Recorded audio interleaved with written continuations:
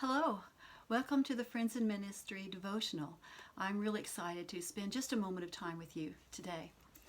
The other day, the British government here began talking about how to get us all out of our houses and back to work, and I have to say that my heart began to panic just a minute.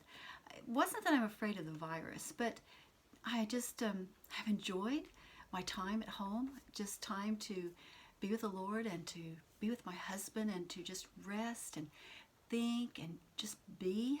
I don't get time like that very often, do you? Well, my little moment of panic prompted me to get hold of my friend in ministry, Ruth Ann, and just share my little fear with her.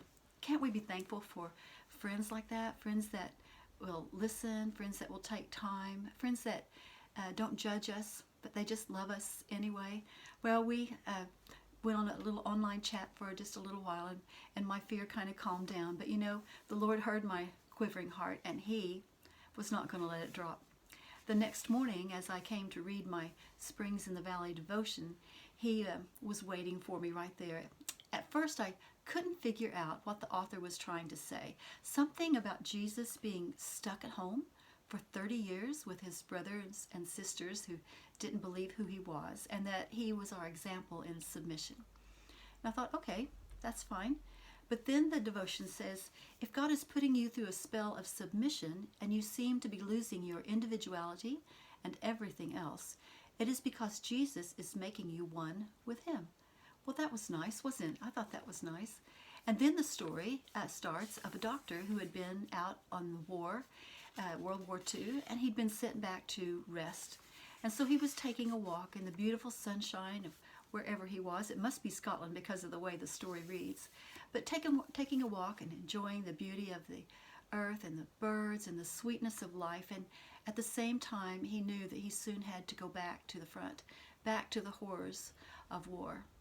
So this devotion says, through the gap in the hedge, there came a shepherd laddie, tending his flock of some 24 sheep. He was not driving them with barking dogs, but he was going first, and the sheep were following him. If one loitered, he called it by name, and it came running. So they moved down the lane, up a little hill, up to the brow, and over it, and out of the doctor's life. But the doctor stood staring as he heard the words of John 10:4 going in his heart. And when he putteth forth his own sheep, he goeth before them. I saw then what God was saying to me. Gail, he said, just as you have accepted isolation as from my hand, you must re-enter the world, knowing that I have called you to return. Rest for now and enjoy our sweet communion, but return. I am leading you back into service. Don't hesitate at the reopening of life, but renew your commitment to follow. My heart began to pray, Lord, I want to go back better. I am so thankful for the time that we've had, and I know that you have more for me tomorrow, and you're calling me to follow you. I must inhale the future and exhale the past. Lord, give me the grace to follow.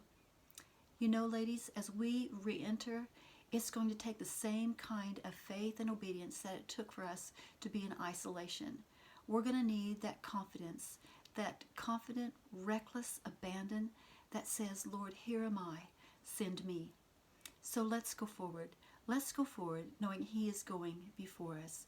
John 10:4, and when he putteth forth his own sheep, he goeth before them. So don't be afraid of tomorrow. God is already there.